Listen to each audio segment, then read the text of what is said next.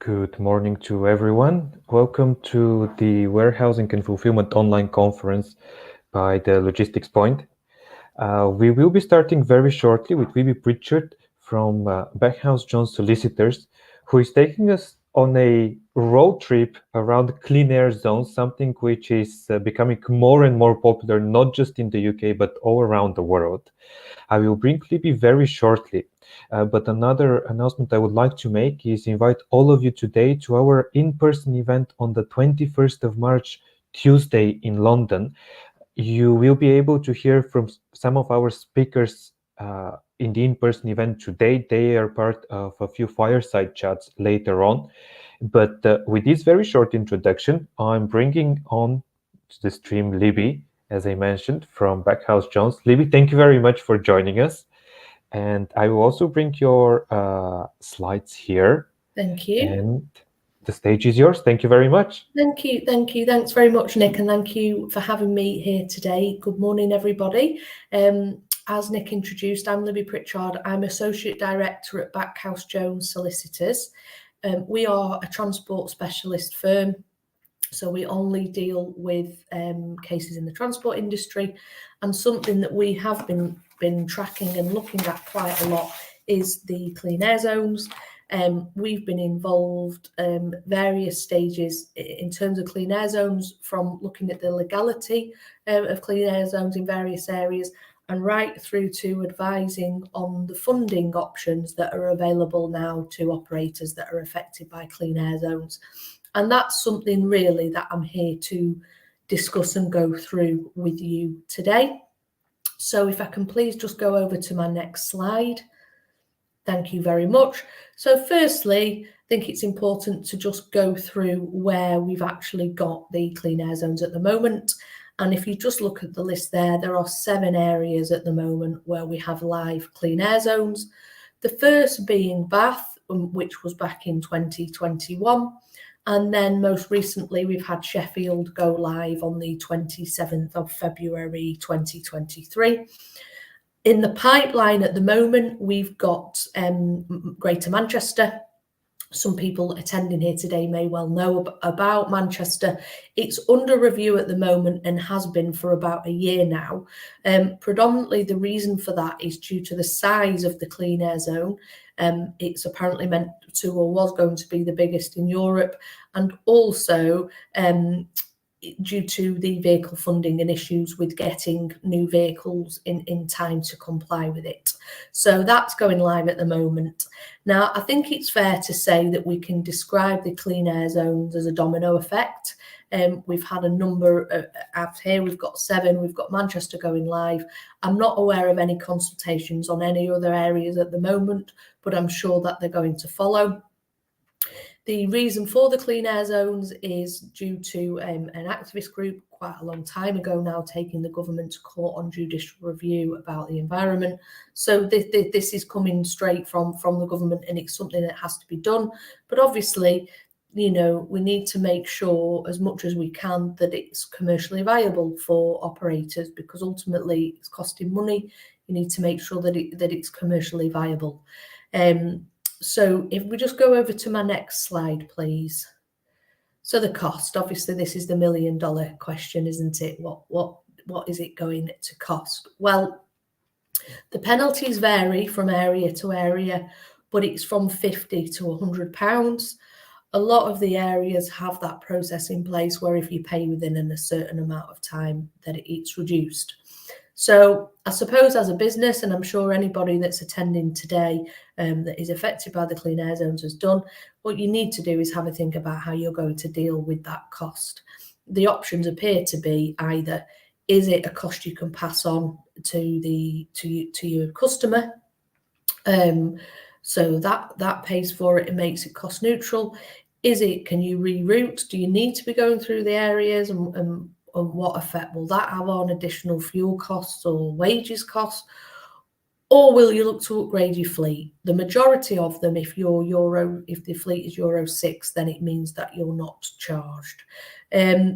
What I would say about looking at passing the cost on to the customer is, whilst obviously we don't know because this is so relatively new, and I'm not a regulatory lawyer, I work in our dispute resolution team, but when I have discussed this with our regulatory team, something that has been suggested is how well it would go down with the traffic commissioner if you were consistently and continuously for a long period of time getting these fines, because ultimately the reason for the clean air zone is to help the environment. So if you were looking at passing this cost on, and that's the way you would deal with it, I would just keep in mind that that's potentially not a long-term resolution to it, because there might be implications there with the traffic commissioner. We don't know, but obviously we do have a team that are up in front of the TCs all the time, and that's something that we have thought about. So really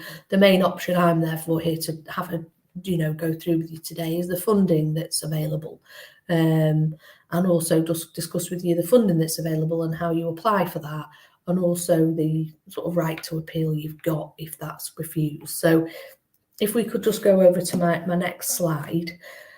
So going through this right to challenge. So firstly, I'll go through with you the funding and how that looks. So at the moment, then we've got the funding live in a number of the areas, and I have jotted it down here. So Birmingham, Portsmouth, Greater Manchester, even though it's under review, Newcastle and Sheffield are all areas that are still open for funding, where you can effectively apply for that funding. In terms of the funding and how much it is, again, it varies from the areas, and if you go onto the relevant website, you will be able to have a look and see. If I was to give you an example, because we've collated the information, for example, in Birmingham, the funding is available and it's up to £15,000 per vehicle, either to make changes retrospectively, or purchase or lease a new vehicle. So it's quite a lot of money that's available there. And again, that's just using Birmingham as an example. You would have to log on to the different sites to look at the funding available. In terms of the applications, again, it varies from area to area, so you would have to have a look. But if I go for you for Bradford, for example, the eligibility, some of the criteria, you have to have non-compliant vehicles that are used in the Bradford Clean Air Zone for at least some of the time.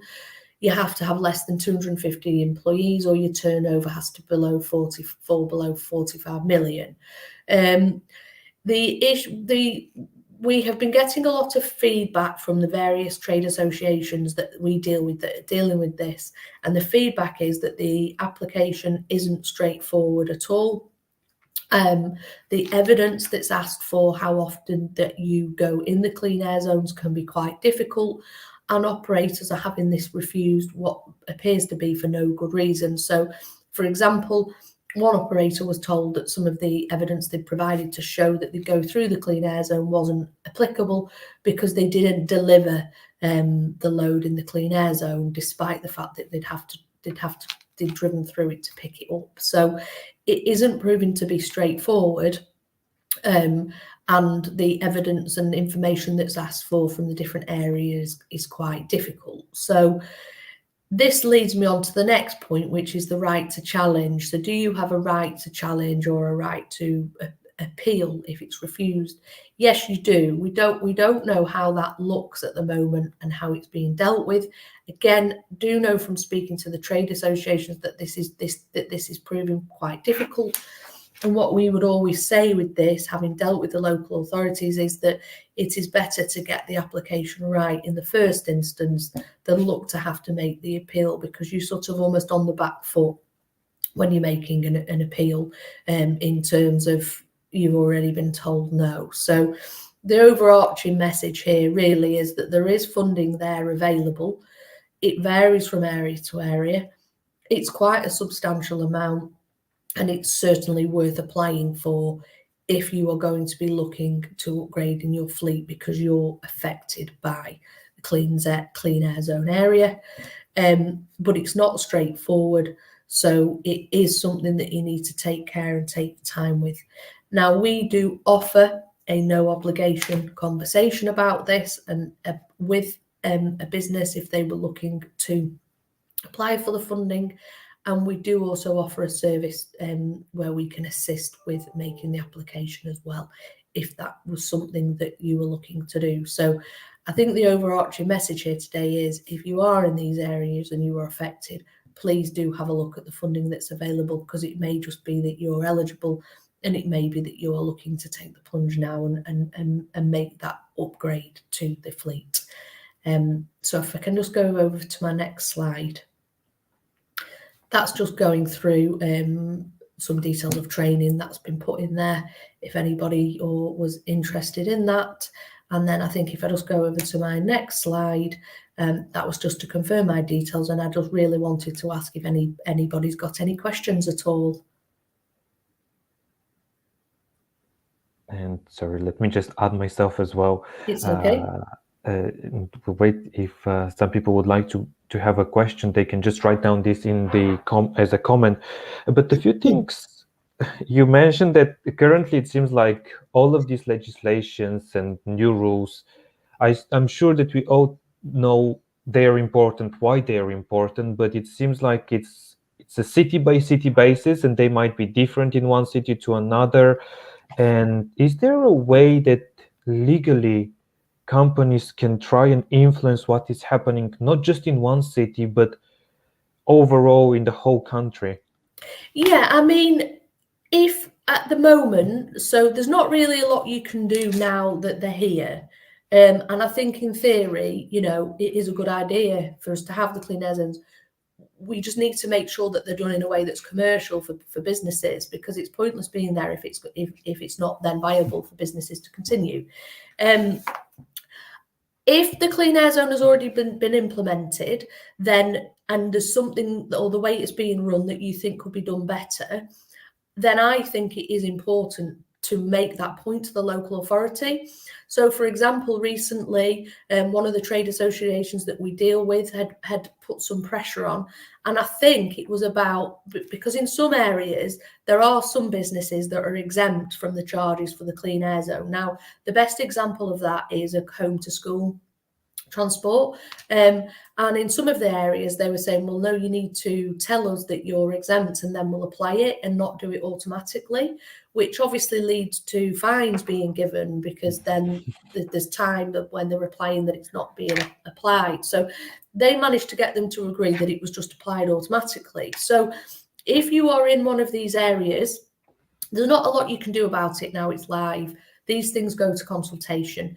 If you're sat in an area where you've heard of whisperings that they might be looking to implement a clean air zone where you are, then keep an eye out for the consultation, because there has to be a public consultation on it, and that gives you the opportunity to give your views on it and how it should look. If a clean air zone is then implemented in your area and you think that the way they've done it is wrong, there are ways to challenge it, for example, the judicial review, but you have to be involved at the start and tell them why what they're doing doesn't make sense and why they should be doing it in a different way. If it's already live in your area and you think that there's ways it's being run that is incorrect, then you need to speak up and say something. But in terms of clean air zones, I think it's come straight from government, because from the government being judicially reviewed. So the local authorities have got to do it. And I don't think there's much ground to be saying that it shouldn't be done per se. But I think you need to, and it's important for operators in affected areas to realise that you should speak up. You should respond to consultations, and if there is one in your area and you don't think it's being done correctly and there's a better way, then speak up and shape it, because this is all new. I mean, our first one was 2020, we've had 2021, we've of course had COVID, which I guess removed a few years from our lives really, and in terms of looking how it's going to be long term. So it's all relatively new. So I would definitely urge anybody or any business that has something to say about it to speak up, because that's the only way you're going to get it to a point where it's run in a commercial way. How about if usually it happens that companies operate in more than just one city? and then each city has their own restrictions, but also you mentioned their own funding processes. What happens if you operate, let's say, in Manchester and then also in Birmingham? Do you have to apply for both differently? Therein the $1 million question, because at the moment, the majority of them, your depot or your business has to be within a certain mile of the clean air zone for you to be applicable for that area. Now, obviously, we've got the argument to say, well, I'm not in that area, but I still drive through it 10 times a week. Again, what we're saying here is, well, apply, because ultimately, if you can evidence, if you can evidence you go through 10 times a week, my view is if you don't apply, then you're definitely not getting it. Whereas if you apply and you don't get it, then at least you've tried. Secondly, a lot of these areas are having discretionary funding as well. So once they all get a pot, don't they, of money. So some areas, all that money's not gone. So they move on to the discretionary funding. And the discretionary funding is, as the title says, it's discretionary. So whilst you might not meet the criteria for the funding that's available, if that's then exhausted and there's still some money left as discretionary, my view is if you can show that whilst you not operate in the area, you drive through it so many times, you would have a good chance of getting the funding. Also, again, if it's refused and you think that it's irrational or you shouldn't have been refused it because you're going through it, again, that gives grounding to legal challenge. But you need to be asking the questions in order to be in the game, to be saying that what they're doing is wrong. So my view is, if you're sat there thinking, well, I don't operate in, Birmingham, but I'm not located there, but I'm driving through there so many times, it's going to cost me so much money. Apply, look to exhaust your options with the discretionary funding, and if you think it's wrong that you've been refused, then you can get legal advice on it, and you can look at whether you should be getting it. Well, Libby, thank you very much for your time. No, thank you. For everyone watching, you will be able, if you're registered and we have your email details, you will be able to get more information from Libby, from Backhouse, as well as from all of our speakers later after we finish the event. We will be continuing now, and I thank you very much, Libby. We will be continuing with two companies, Autostore and Parcelly, who focus quite a lot on micro-fulfillment, micro-hubs in the city, something which is really very related to clean air zones, but it can also solve the problem in a different way. And I will bring Sebastian and Russell onto the stream in just a second. That's Russell, and clicking the right button for Sebastian. Thank you very much for both of you, and good morning. Good morning, Nick. Good morning, Seb. Hi, Russell. Today we are going to talk about technology in the warehouse. And one of the first things I wanted to look is, how has it changed? I know that Autostore and Parcelly have in a way, a similar look at it, but also a very different perspective at looking at the technology in the warehouse. So I would like to start with Sebastian. Where do you think technology has gone now? Specifically, we're talking about urban warehousing. Well, a great question, Nick. I mean, generally speaking, first of all, I would love to say hello and good morning, of course, to everybody who's attending today's conference. A great question to start with. Ultimately, I would start maybe with warehousing in general, and maybe define a few topics that are coming up as ever evolving and faster growing technologies within that space. Internet of Things has been mentioned a lot. So devices, items attached with sensors that allow on-demand management of stock levels, etc. Then a lot of analytics and business intelligence, forecasting, predictive analytics for replenishment, etc., etc. Robotics and automation is the next big thing, maybe bundled up with everything that is AGVs, automated guided vehicles, etc. You've seen these robots, and we were just attending the retail supply chain and logistics expo last week in London, and you could see a few fascinating exhibitions around those AGVs in particular. Then wearables and mobile technologies. So everything from handheld front-end devices to glasses where scanning devices built in, to then when it goes to deep tech, blockchain and AI, all about predicting and making the entire interaction with consumers easier and faster. So all that said, looking across those channels, a few of those elements are also what we now believe are trends in urban logistics hubs, which technically fall into a very specific subcategory of warehousing with less storage capability,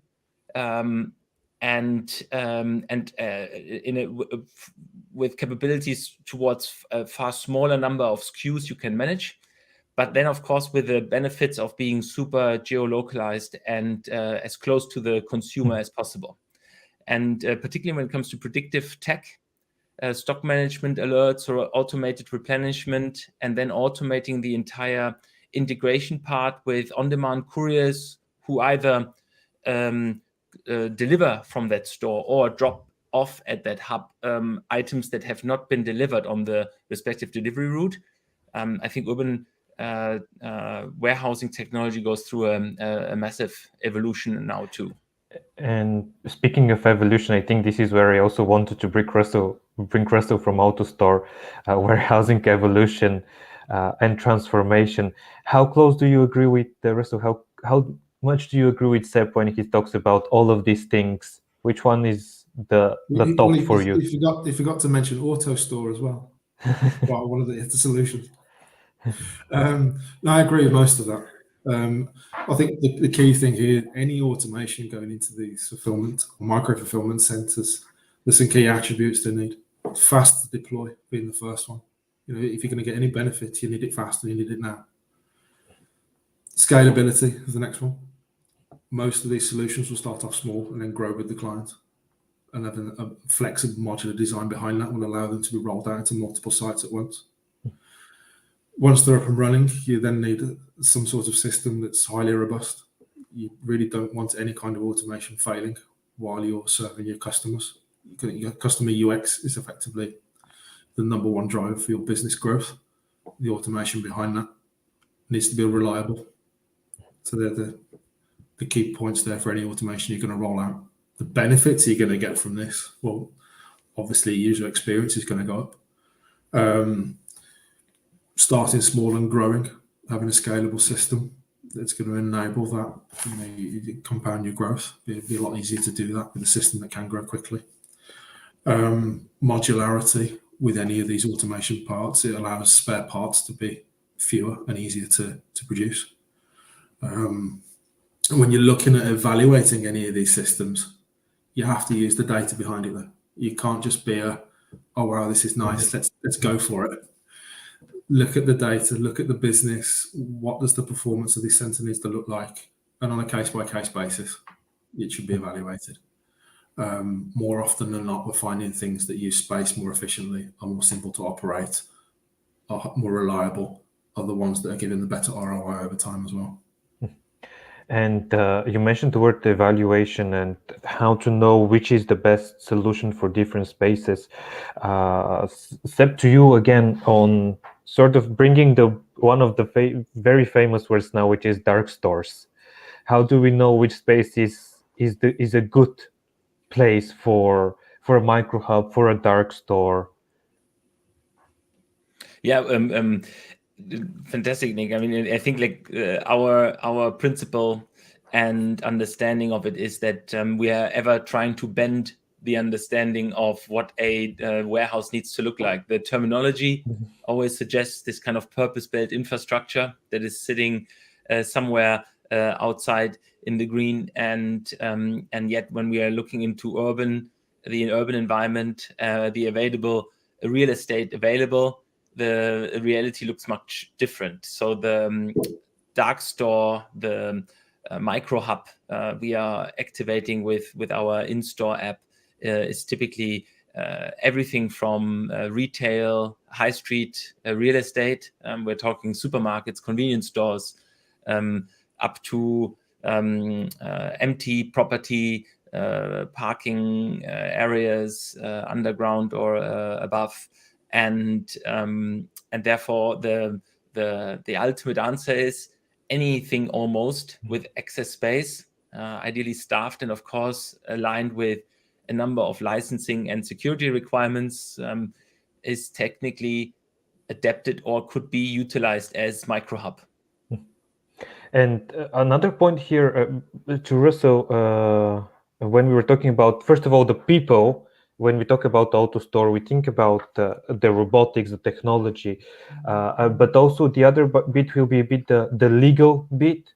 How do these two combine when we have a lot of the robots? How do we have to change our operations and thinking?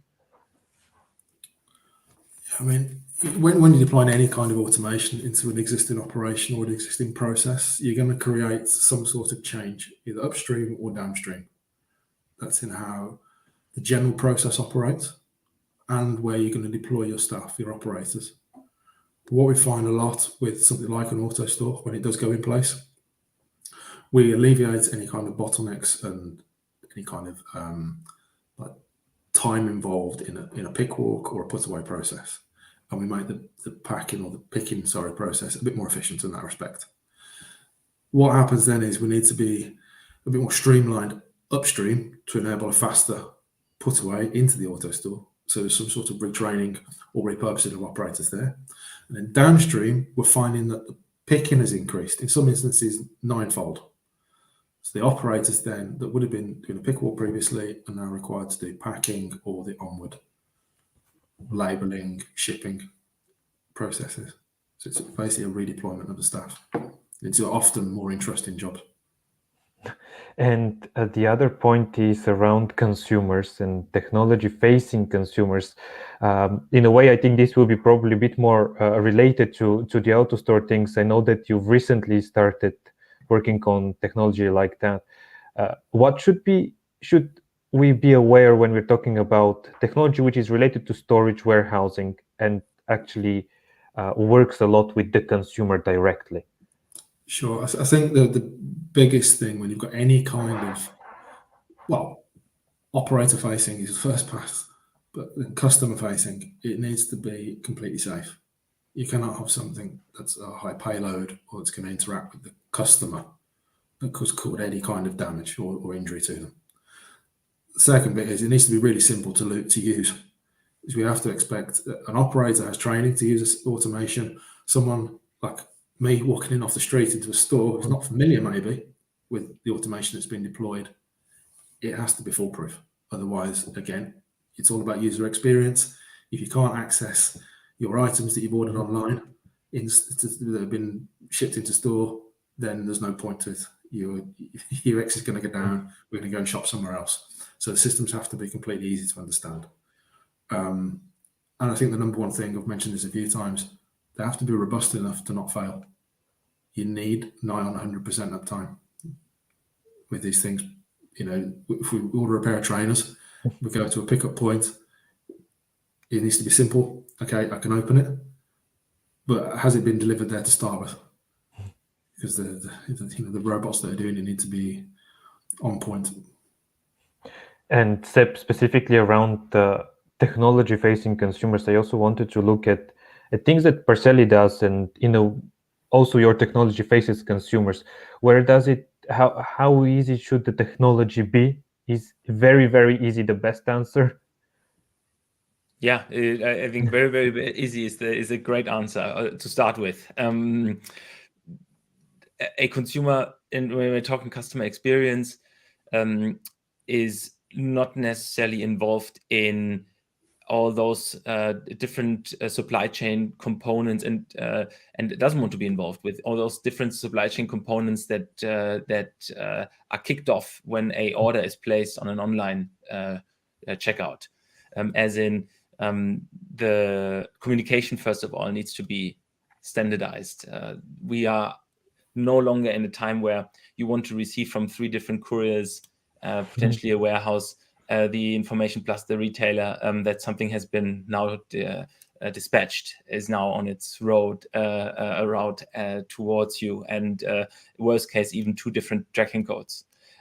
So it's a uniform type of communication experience a consumer expects. And then very important, the invitation to download a broad range of apps to follow the respective parcel journey more specifically is no longer something everybody is willing to do.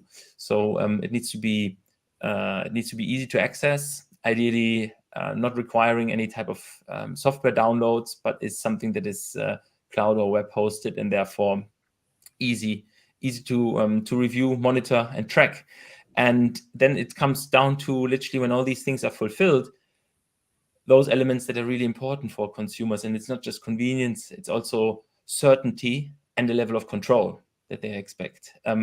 Certainty over where is my shipment and is it within the promised time frame towards traveling towards me, and then control in case my circumstances change. Can I readjust, reallocate, choose a different delivery option or some form of different pickup or drop-off time frame?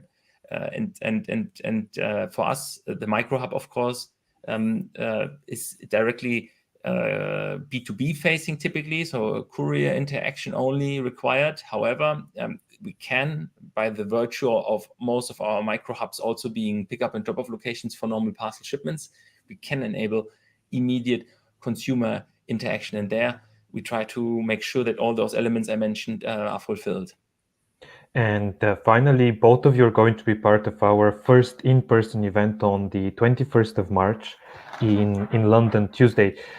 People can see the registration link below in the description. And I wanted to start with Russell to just give us a bit of an idea of what are you going to talk about at the in-person event on the 21st of March? We're talking about the top challenges warehousing and fulfillment operations facing for 2023, and give an inside look at how an Autostore could solve them. And Sebastian? I would say three things: trends in e-commerce, above and beyond just warehousing and micro fulfillment in our case, important. Second, impact of all those trends on distribution and fulfillment. And then third, some use cases and case studies on how some retailers tackle those challenges today. Well, thank you very much both. As I mentioned, the event is on the 21st of March, Tuesday, which is in just 2 weeks. So you can register down below, as well as you will receive a bit more information from Parcelly and Autostore as well a bit later. Sebastian, Russell, thank you very much. And I'm looking forward to seeing you in person in 2 weeks' time. Very shortly, we will continue with... now, let me just... sorry. Thank you very much, Russell. And if I manage to click the right button as well, we will be continuing with another part of warehousing, which is cargo bikes, but also storage of cargo bikes. With all of these clean air zones, micro hubs, and so on, cargo bikes are becoming most likely the best mode for delivering and operating. But where do you store it and how do you make sure that everything is fine? And this will be in just around 15 seconds. Supply chain crises are everywhere, but knowledge can help you. Join the Logistics Point, a digital news platform for logistics and supply chain. Subscribe now on YouTube to access free online events, interviews with leading supply chain experts, and more. The Logistics Point. Now, as I mentioned, I'm adding Max Wilson and also Charlie Ford. Now, Max is from Spokesafe and Charlie is from Hatat Solutions. And we're going to talk about, as I mentioned, cargo bikes, but also cargo bikes maintenance, storage, and some very important rules around the storage. Max, Charlie, thank you very much for joining us. Hi, how are you? Yeah, fine, thank you. Charlie? Morning. I mentioned cargo bikes, and is it true that what I said, that it's going to be the preferred way of delivering and fulfilling orders in cities at the moment? Max? I mean, I've got a vested interest to say yes, so I'm going to bang my drum there and say absolutely. I mean, look, it's all really nascent. Everything's really new. there was lots of talk of regulation earlier, and then there was lots of talk of like the difficulties of actually physically finding space to do these micro fulfillment centers. I think fundamentally everyone's trying to address the same problem, which is people want things faster. It's economically really difficult to do that. It's logistically very technically difficult to do that, and quite often we don't have the space to do it. So there's a lot of things that need to be solved in order to get your delivery 15, 20 minutes, 2 hours faster than it needs to be, or than it currently is done. So I think cargo bikes definitely have a role to play there. If the regulation pans out like it is seemingly doing so, then I think they probably will become ever more dominant. I mean, Charlie, there's been lots of stuff this week about, or over the past few weeks, about smaller cargo bike logistics companies getting gobbled up by some of the bigger players. There's lots of cargo bike sustainable delivery startups coming out that are raising quite a lot of money from VCs. So you can follow the money. If money's being put into play, then there's probably a decent shout that someone smarter than me thinks it's a viable thing long term. But Charlie's better on that one than I am. Yes, Charlie. Yeah, sorry, go on. I was going to say, from the presentation we had earlier about clean air zones, I think there's lots of kind of headwinds pushing towards making it actually difficult for large vans, even electric vans in city centres. I mean, take the UK for example. The road network was built hundreds of years ago, and even in city centres. So it doesn't matter. Physically, it's be very difficult to even get electric vans because you've got traffic lights and to make those deliveries possible. So the more people live in the city, the density increases, higher demands, goods and services, clean air zones, restricted traffic flows, more pedestrian access, just making it harder and harder to actually get goods into the city centre. And so cargo bikes and also e-bikes will be a great solution to that, being speed limited, being narrow width, and able to drive through pedestrian areas. It's really kind of pushing towards them being as actually a really important, viable solution to this last mile. But one point which is also related to today's topic, which is the warehousing bit. How do warehouses change for cargo bikes? They have had to change quite a lot for electric vehicles and are changing for electric vehicles, but most of these cargo bikes are also to a degree electric. How has the storage facility, the warehousing facility changed? Maybe, sorry. I was going to, I'll pass over to Max in a minute, but kind of my experience with cargo bike storage solutions, they are quite large, so they need dedicated storage spaces. Lots of companies are looking to find kind of micro storage locations, talking about this kind of micro hub within city centres, because cargo bikes are speed limited, so it doesn't make sense to use your existing warehouse on the outside of a city. You need a small depot or micro warehouse in the city centre to be able to deliver more efficiently, to do cross docking, move your goods to this micro depot. Basic cargo bikes there are riders, and then they run kind of 2, 3, 5 mile radius around that area, delivering much more efficiently than you would with a van, for example. There's quite a few companies looking at it. I know that Max from Spokesafe can talk a bit more about that. I think repurposing existing infrastructure is pretty important. So repurposing car parks for cargo bike storage is one area that people are looking into. Max? Yeah, I mean, I think what Parcelly was saying about the repurposing of space is really interesting. I think the reality is, I come from like a real estate background, so I look at things in like a very, very real estate economic perspective. And in an ideal world, we would just convert, if you're a logistics operator, all of this supposedly redundant space in these big city centers to logistics hubs and fulfillment centers. But the reality is there are far higher value uses in city centers than logistics spaces, and that's why the spaces are decreasing. And like long-term car parks will probably go to logistics uses, certainly, but actually probably a lot of them will also go to residential use. They'll be torn down entirely and built on tower blocks because we need more housing more than we need 15-minute grocery delivery. That's the reality of the situation, and the values are higher. But that's not to say that there isn't an opportunity to convert some of the redundant space. I just think it's going to be increasingly costly to do so because the economics are they just tend to another way. I think there's technology can certainly help. I mean, one of the things that we're focused on is how do we sort of like cohabit these operators into defined spaces, so you haven't got 5, 6, 10 operators competing for the same space or taking more space than they need to because that's all that's available. Can you make these spaces run more efficiently and make them multi-use through technology? I think there's something there.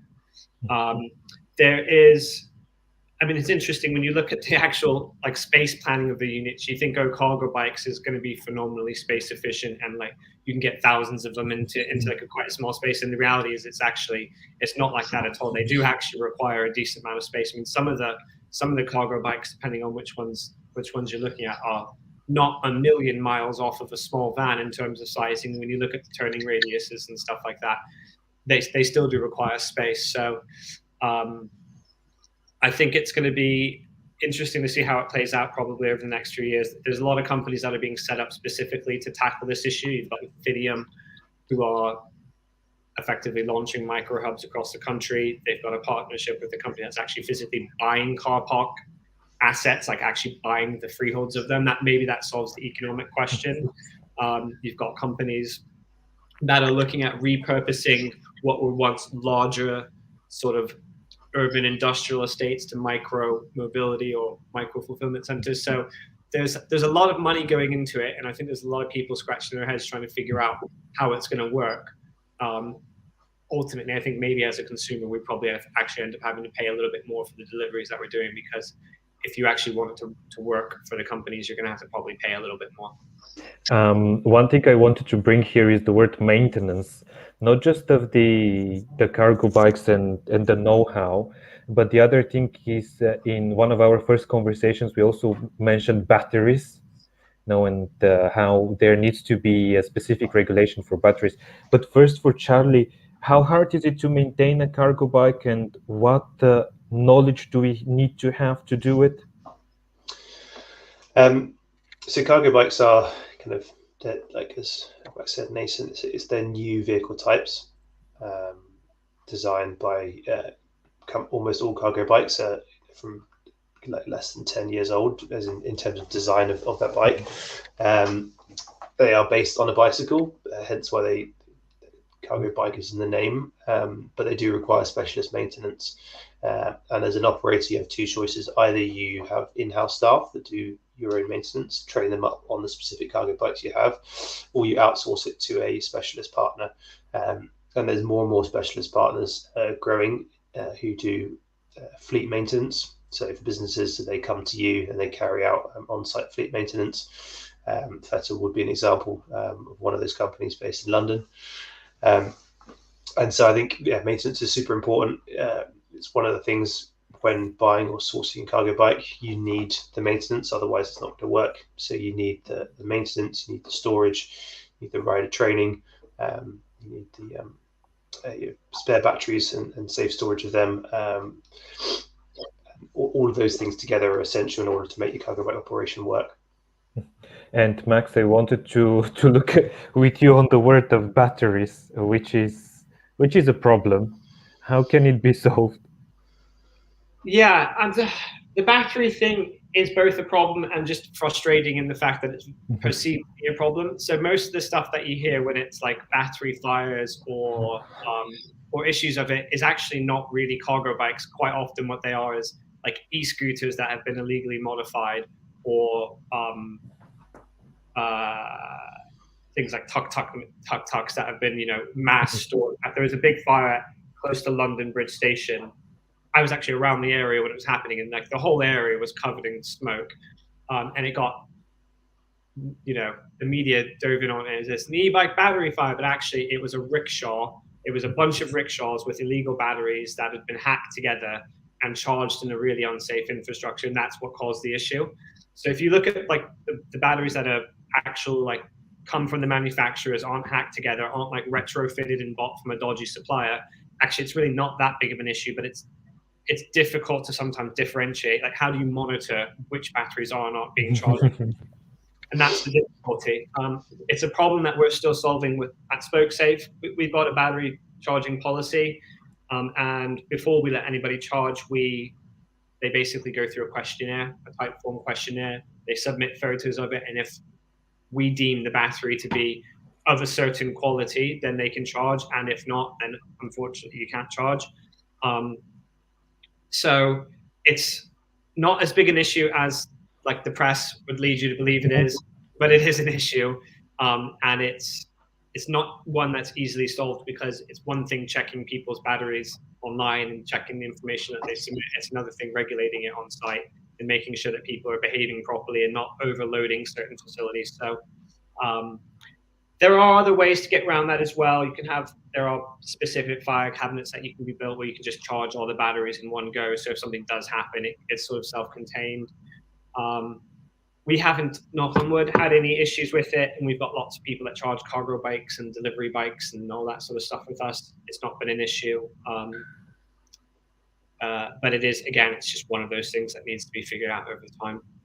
And for both of you, in a way, to sum up, how do you think cargo bikes will go into the future? Would there be even more market penetration?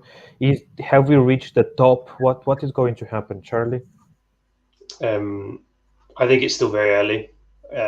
There's lots of interest in the space, people talking about it. I think because it's quite a big change in a new vehicle type, it's going to take a little while for many incumbents to move in that way. But as Max mentioned earlier, seeing the news of DPD buying Absolutely, particularly like London Last Mile Courier, who do have a large fleet of cargo bikes, proving that these large carriers are trying to own their full end-to-end delivery, and using cargo bikes in the last mile. Amazon being a great example, who are spearheading the cargo bike operation across the UK. So I think it's one of those things that lots of carriers out there will probably be looking at it and thinking, well, it's complicated, but then if you also think the largest players are pushing in that space, what do they know that the small players don't? So I think there will be more and more cargo bikes in play. I think just the access to them and the funding and the know-how is it's not that easy, and it's not as easy to switch to a cargo bike as it is to buy a van and carry on driving it with an existing driving license. But I also think that because there's lots of factors pushing towards micro fulfillment and in low emission zones into centres and more pedestrianisation, the companies that do move towards cargo bikes now will be ahead of the game of their competitors in 5 years' time. I think that the earlier they do it, and I think cargo bikes, people might, their form factor will actually change over the coming years. At the moment, you pedal assist, but actually, and also people might not realise they've never ridden a cargo bike before, but it's you actually don't really feel the effort of pedaling at all, because it's full electric assist. You're basically just moving your legs to make the motor kick in, and so it's not. And then the pedals will probably not exist in 10 years' time, and they will be mini e-vans in effect, on a kind of cargo bike format, probably in 10, 15, 20 years' time. So again, it's like, if you move towards these form factors now, it's gonna help your businesses in the last mile over the coming years, and to stay ahead of the competition. And Max, how about you? What is your prediction? Yeah, I mean, I agree with Charlie. I think we're quite early. I think if you look at like cycling, just like commuter cycling in the UK, or you look at it in London, and modal share for bikes is like 3% or something like that. So 3% of all trips in London are done by bike. That's actually extremely low. Like if you look at it in European cities, it's as high as 25 and 30%. If you go around at commuting time, you'll see thousands of people on bikes. So it's very visible, but you think that's still 8 times smaller than it ought to be. I think if you have more and more people cycling, less people on the roads, it probably makes sense that the delivery factor follows that. So I think if you just look at the cycling community, cycling is transport, not as sport. It's still very, very early right across the board. And I think cargo bikes is probably even earlier. And I think if you follow the infrastructure and the regulation, it's probably trending towards one way. But I think it is a longer term play. I don't think it's something that it's like you're going to be investing now for something that probably pays dividends in 3 years and 5 years. It's not going to be something that's like, going to be immediately obvious from day one. I mean, a lot of what we do at Spokesafe is building the infrastructure now that is going to be fit for purpose in 3 years' time, and building that network out so that when all of those things fall into place, it's there. But that's what nascent markets are about. They're about putting some money down and putting a lot of sweat and effort into making things work for the future that you believe are going to be an improvement on what's existing. I mean, that's effectively the name of the game. So yeah, I think we're early, a lot of work to go. I think the form factor of the bikes changing is a really good point. I mean, from what I can see, there's still already a load of different sort of shapes and sizes of cargo bikes that are there, and every other week I see like a new one pops out, and it looks a little bit more like a spaceship than the last one. So it'd be interesting to see how that changes. And Charlie, you're also joining us on the 21st of March, as I mentioned, in our London networking, where you will do a short presentations around some of the things that we just spoke about. But can you just give us also a bit more information on why people should come and what you're going to tell them? Sure. Yeah, I'll be kind of detailing a bit more about setting up and running cargo bike logistics operations, the kind of full end-to-end from sourcing a bike, maintenance, insurance, storage, financing, all of those pieces that are joined together to enable you to set up cargo bike logistics operations, and then also some kind of like useful insights into key cargo bike brands and operators and key trends in the market. Kind of coming back to what you asked earlier, the industry is advancing very quickly, and there's the products in the market today are getting more and more impressive. Some of the European brands landing in the UK, so in larger volumes, and again higher quality, larger low capacity products. So yeah, I think it's a very interesting space to be trying cargo bikes. Well, thank you very much both. You will be able to see Charlie on the 21st of March on Tuesday in person in London, and to talk about cargo bikes and more warehousing. Max, Charlie, thank you very much. We will be continuing in just a few seconds with, let me just, yeah.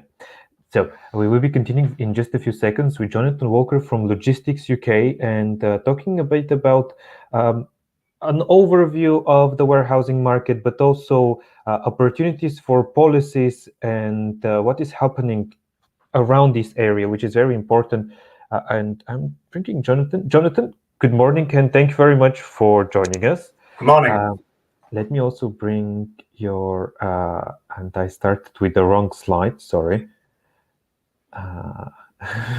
Okay, yeah, sorry about that. Well, Jonathan from Logistics UK. Jonathan, thank you very much, and the stage is yours.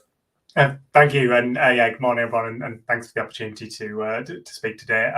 Just before I start, a little bit about us and me for those not familiar with us. So, Logistics UK is one of the country's largest business groups.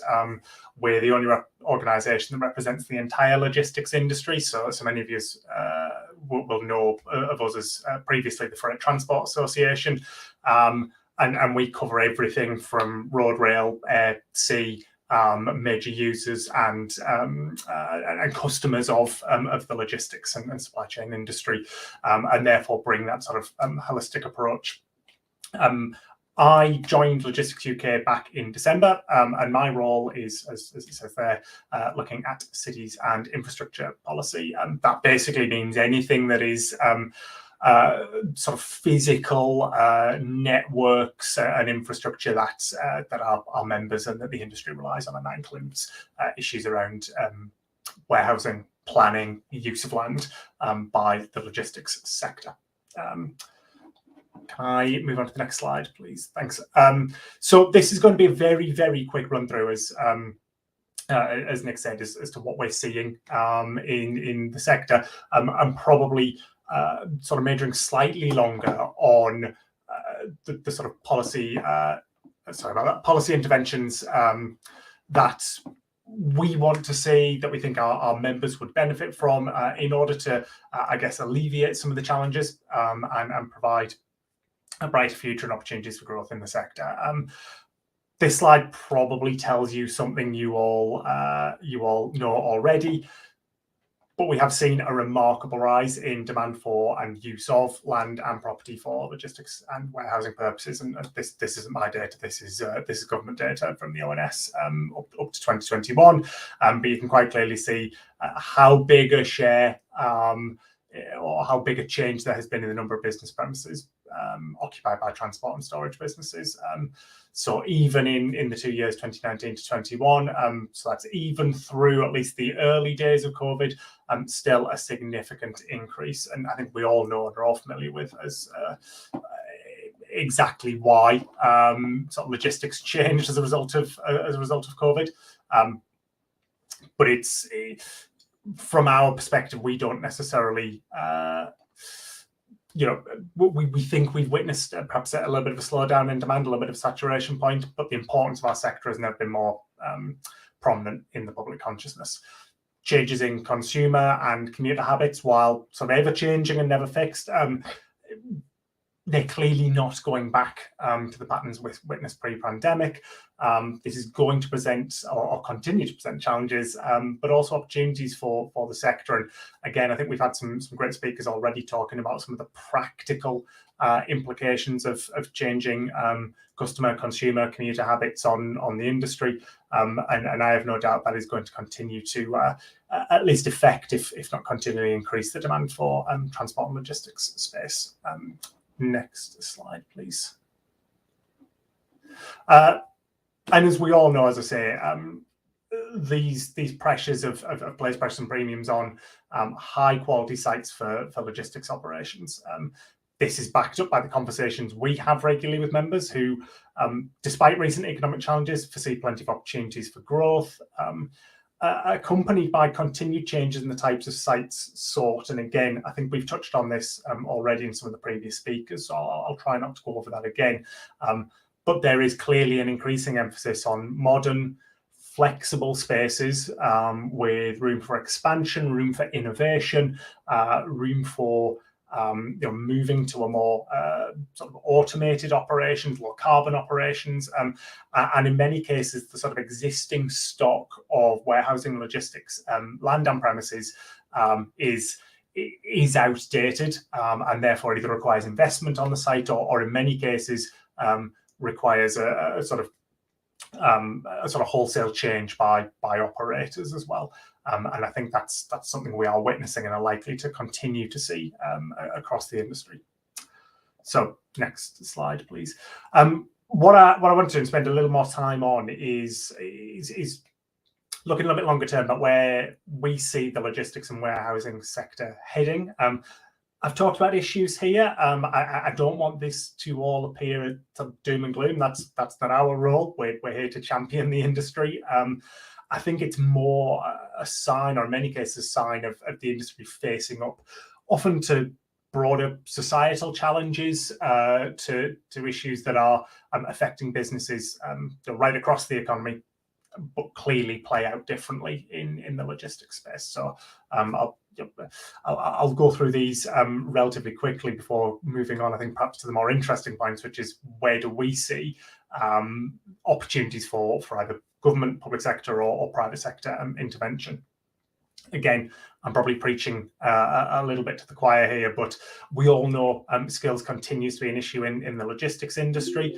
HGV drivers, I think, we're all familiar with that issue, but even though the pressure appears to have abated, it still continues to be something regularly cited by our members. Perhaps some of the immediate pressures we saw around COVID have fallen away slightly.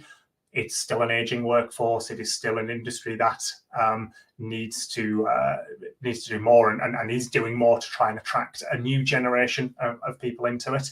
And we're very proud to work alongside a couple of other organisations on the Generation Logistics campaign, which is aimed at doing exactly that, showcasing the full breadth of careers available. But actually, what we're hearing a lot from our members, and again, probably people on the calls today will empathise with this, is some really key and acute shortages of skills on the basically on the warehousing and fulfilment side of things. So just literally kind of operatives, people to work in the warehouse, but some of the key skills within that as well. So forklift drivers and so on. And we're very keen to see reform in the skills system that will allow companies to address that, and I'll come on to that slightly. I've talked a bit about planning and supply. This is an issue that has many sort of policy levers and sort of implications at a national and a local level.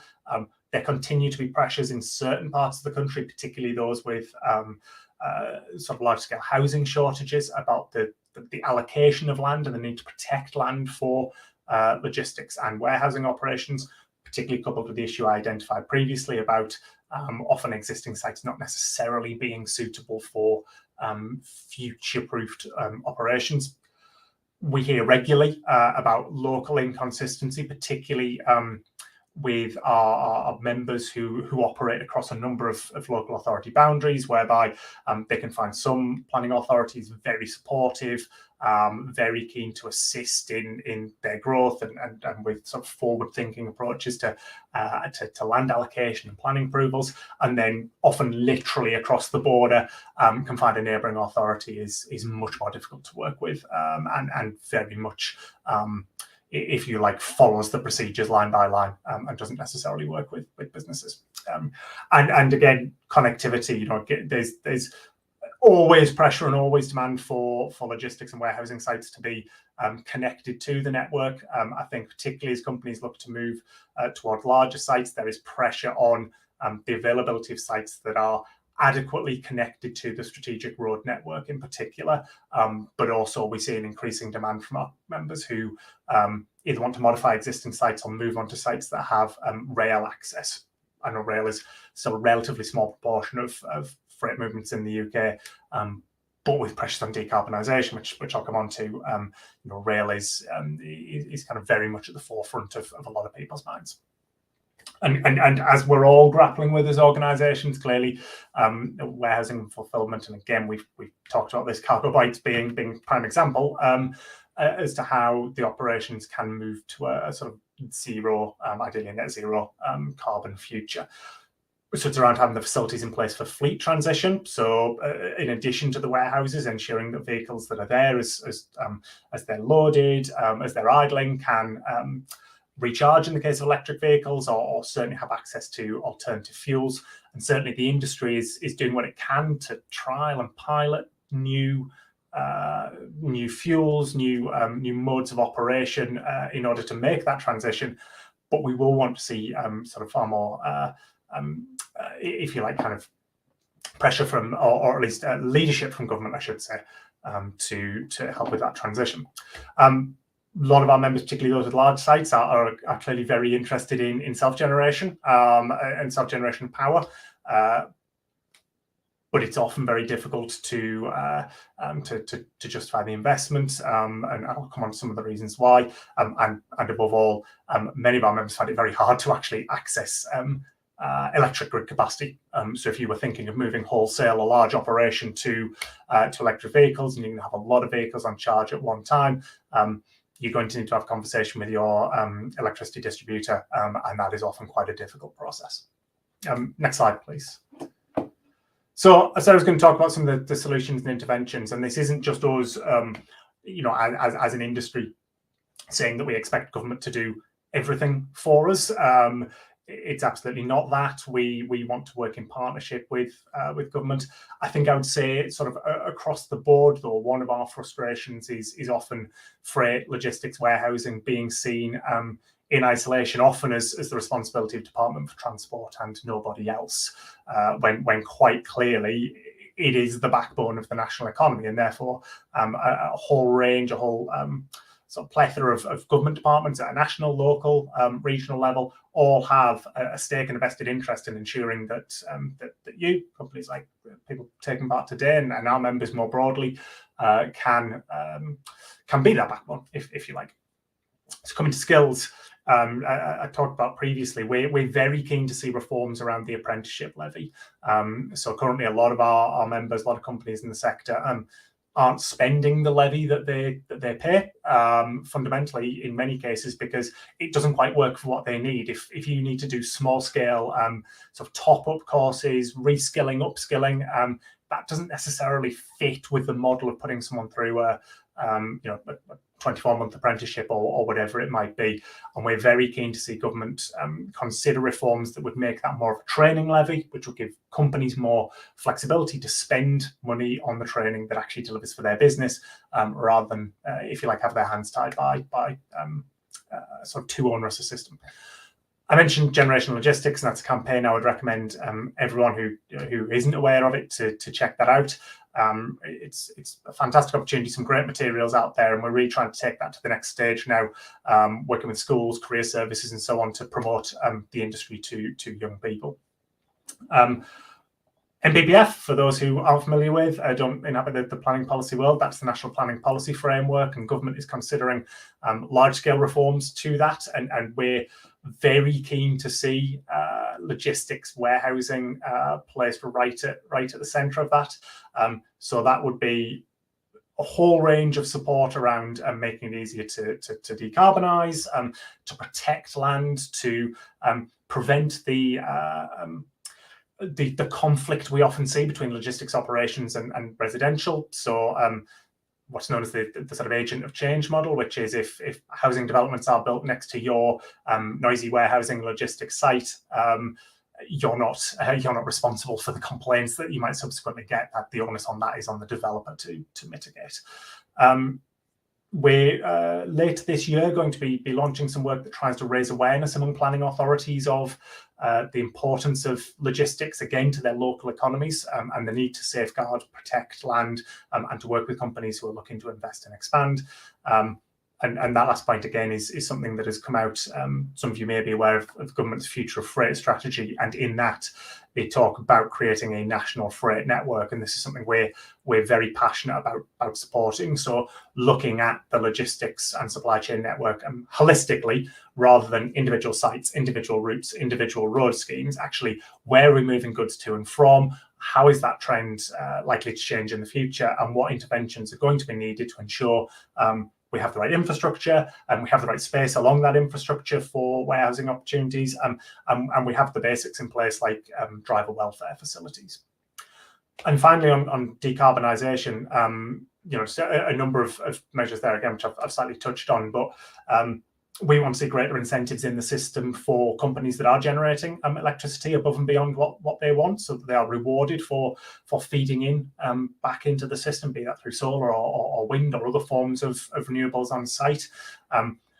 Considering a broadening of permitted development rights to make it easier for companies to invest in either sort of power generation on their sites or things like charging points, that sort of thing.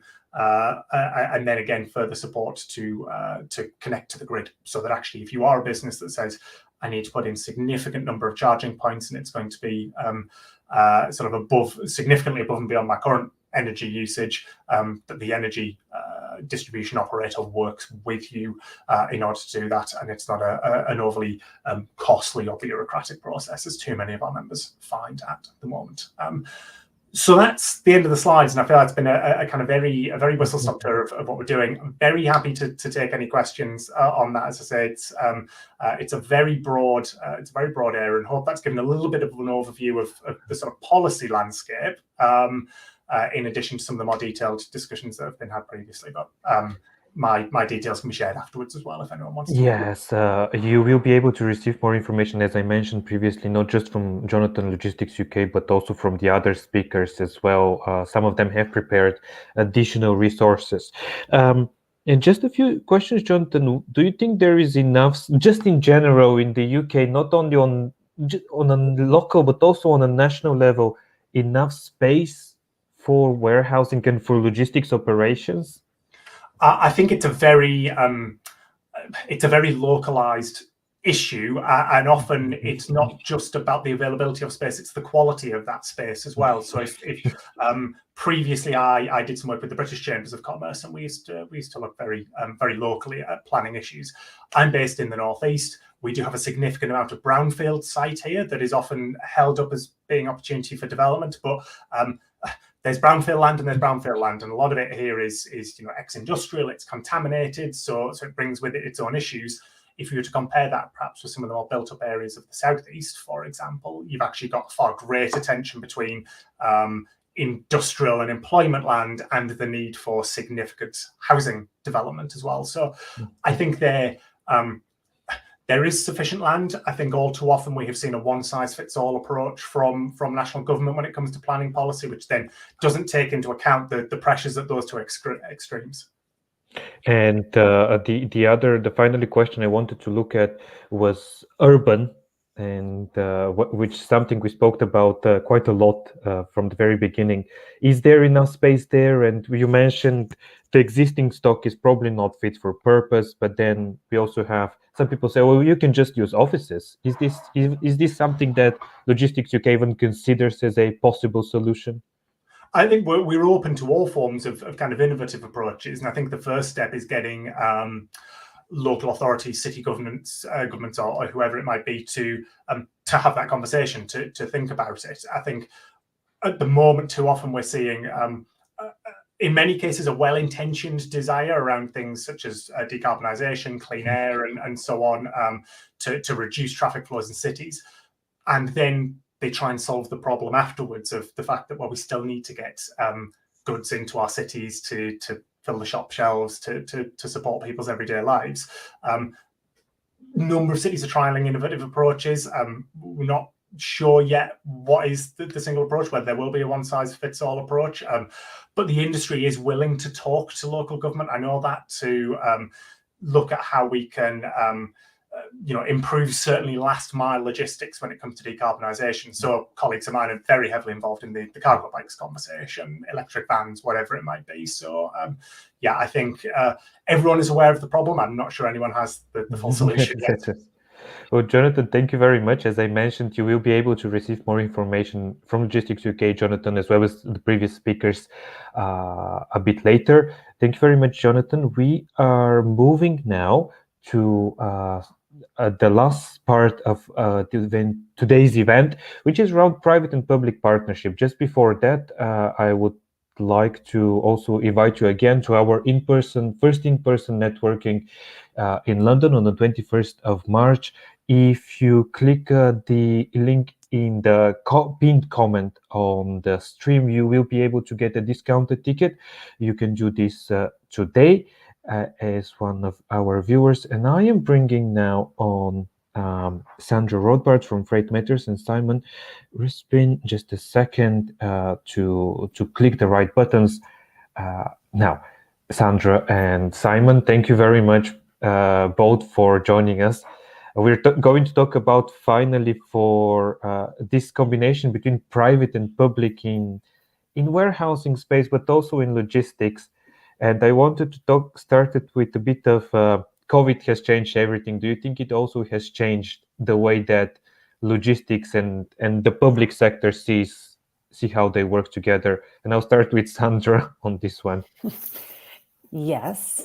First of all, thank you for having me. Good morning, everyone, or good afternoon, depending on where you're joining us from.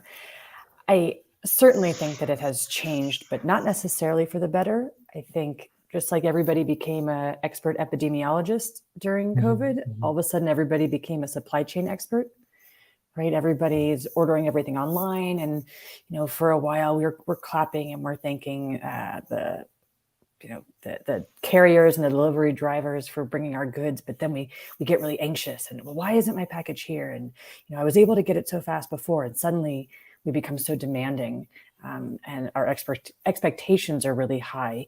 So we have ordered even more, but I think folks generally are getting more and more antsy if they're not getting what they want right away and not recognizing their impact, right? We complain when the delivery truck is parked in the bike lane, but we don't recognize that our behavior is impacting that. So there's definitely a big disconnect, and it may have grown even greater during COVID.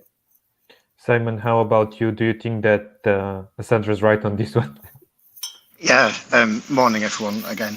Nick, thanks for having me. I absolutely agree. I think what COVID did was spike the amount of use that we are all looking to use online e-tail. Immediate delivery, next day delivery, but what it's also done is it's publicised how that process works far more evidently. Everybody now realises that parcels move around the country very quickly. but it is vehicle driven, it is highway driven. And being able to get things next day has an immediate impact on how that works within the network, and therefore the impact it has on everyday life. As Sandra says, we all want the goods immediately, if not sooner, but we don't want the van parked outside. And for both of you, and I will bring in a second something that Sandra shared with me as a photo, which is very interesting. But how do you think that, from both of your perspective, warehouses are going to look and are reshaping to look? We'll start with Sandra. While I do this, I'll bring the photo she shared in just a second on this one. So how are warehousing changing, and the design and what we understand as warehousing is changing? Sure. So first of all, I'm an urban planner, so I focus on cities and how to make last mile delivery safer and more sustainable. And a lot of that is working with the industry on creative ways to design a micro hub, a micro fulfillment center. And there's no reason why everything has to be a big sprawling mega warehouse or facility. We can design up instead of out, and goods can come, mobily. The back of a truck can be a distribution center. This container can. This is a photo I took in the Netherlands, in Amsterdam, where you can order goods, and by cargo bike they can come to this location, and you can pick these goods up. And there's no reason why we can't be a little more creative. Obviously, if things are coming out in the back of a truck, we want them to be safe. We want them to be parked in the correct location. But there's no telling, what the limit is for what a distribution center or a micro hub can be. A lot of companies have tried, some have failed, unfortunately, to put these in former storefronts. Right? If unfortunately many businesses closed during COVID, but what a great way to do some adaptive reuse and actually retrofit some spaces. Obviously, not every single storefront should be a micro fulfillment center. I'm not suggesting that, but there are creative ways to do this, as is seen in this photo. And Simon, speaking about design, I think I want to bring you here as well. Yeah, I mean, I'd like to think fairly innovative in our solutions. We're working with end operators and developers who are testing all of what Sandra talks about there. We've got micro mobility, taking up spaces within car parks which are being underused because people aren't going to the office so much. So we take out a handful of spaces. We put some kind of micro hub in there. We've got schemes which are subterranean, utilizing underground space because we can get right in the heart of the city, and we have little or no impact other than the cargo bikes coming and going. But I think it ties into some of what Jonathan was saying just as well about this, and your question about whether we have sufficient land is the designs need to get smarter. We need innovative solutions. Mixed use in terms of retail with residential above is commonplace and accepted. Commercial with residential and retail is commonplace and accepted. I think the next step needs to be smart, clever warehousing fulfillment space mixed in that urban sprawl within that town centre, within with residential above it, with a retail shop in front of it. All of those can work. It's just about smarter design, and I think that then spirals into reducing carbon, decarbonisation, and better buildings. We're looking at things which are more environmental, not only because they're cutting journey times down, because they're closer to the customers, but the buildings themselves are smarter, they're greener, they're more sustainable buildings. This is to the design and thinking on one side again. Assuming private companies are more innovative, more open to new solutions, but then the public sector is probably more focused on following the rules and the status quo. So where does this, who should start the process of this innovation, Sandra? Well, the government needs to make the rules to allow this to happen. So there's so much to do with land use and zoning, and not just those regulations, but if we want more micro hubs and micro fulfillment or smaller warehouses as close to the consumer as possible.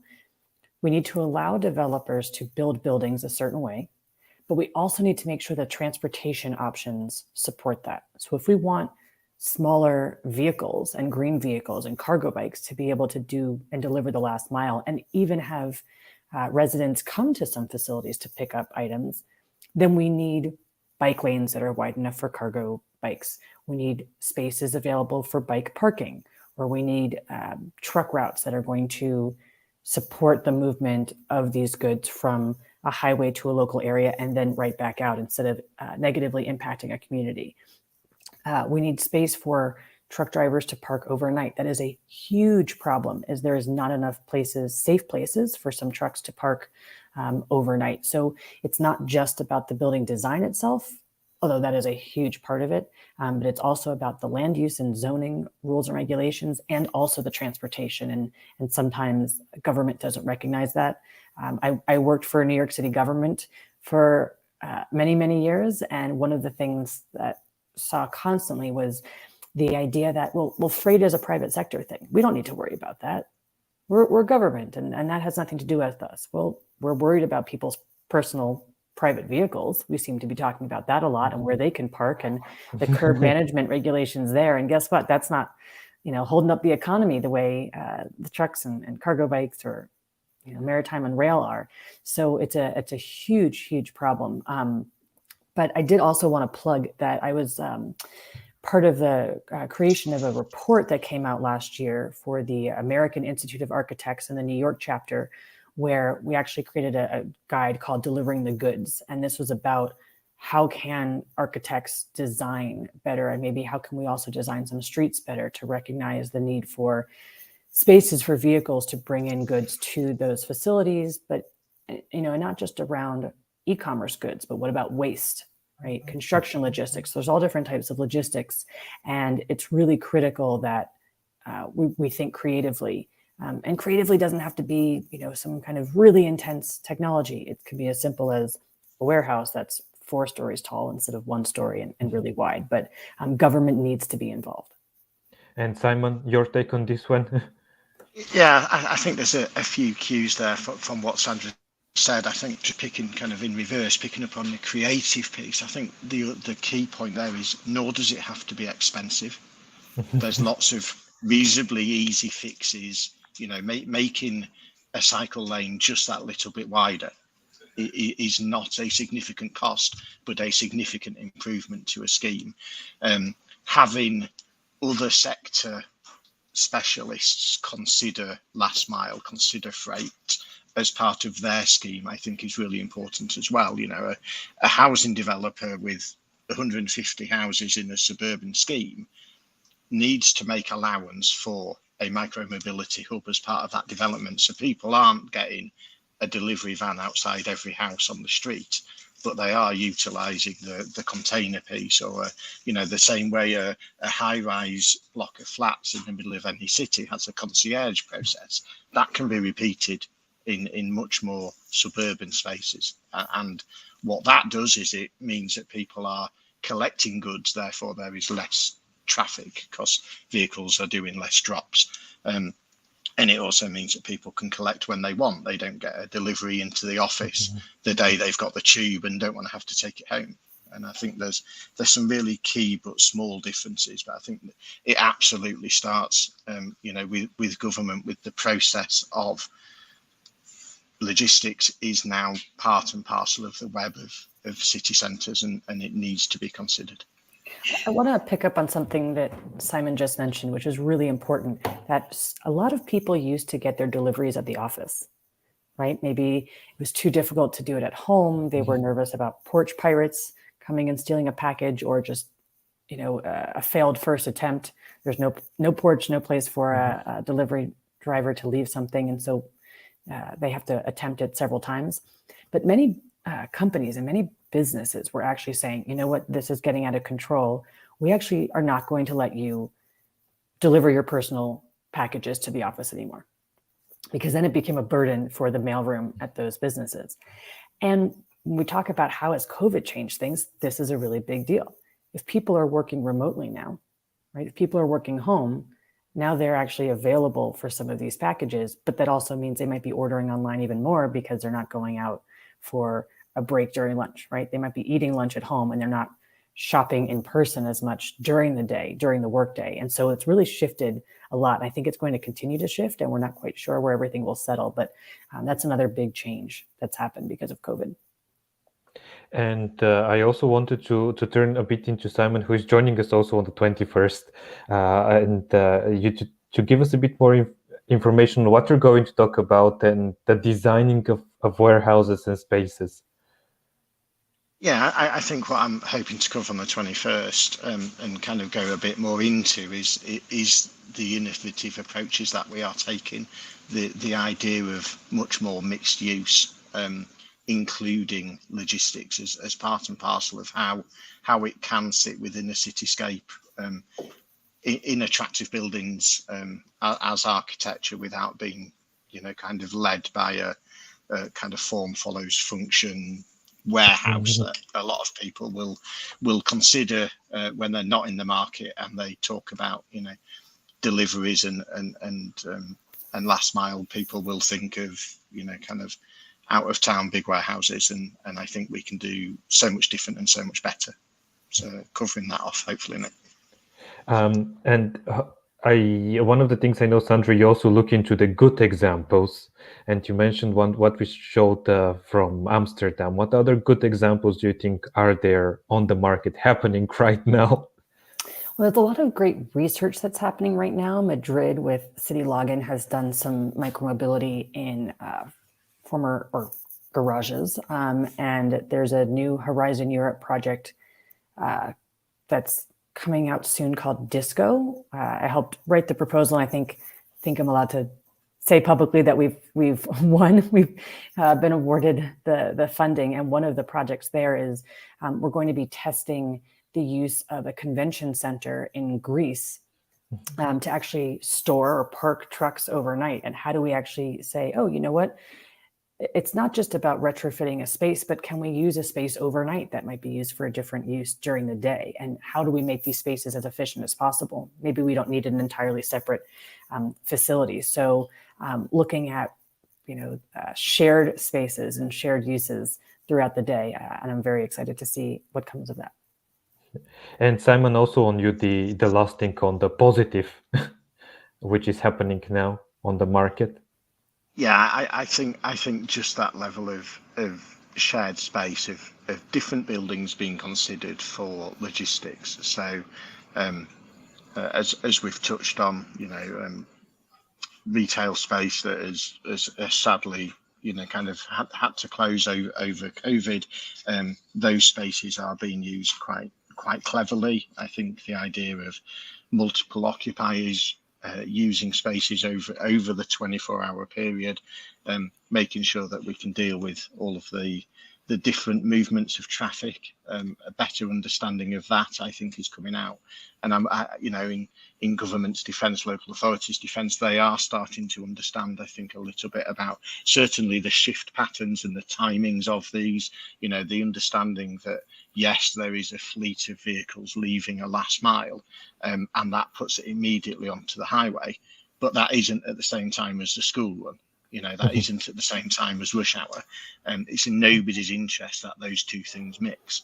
And I think there is better understanding certainly when we kind of approach local authorities with new schemes, that there's more understanding of what these buildings do, how they operate. And I think that's certainly a positive. Thank you very much, both. And thank to everyone who is watching. As I mentioned, you will be able to see Simon as well as some of the other speakers on the 21st in London. Sandra, Simon, thank you very much. And this is what we have prepared for today. As I mentioned, you are able to get a discounted ticket for our first in-person logistics networking, where Parcelly, Autostore, SMR Architects, Hatat Solutions are going to present. And one of the other presentations will be from a lawyer exploring warehousing contracts. So the event is on the 21st of March in London, Tuesday, and I hope to see you all here. And I will also send you a bit more information from our speakers later. Thank you very much for joining me. Enjoy the rest of your day.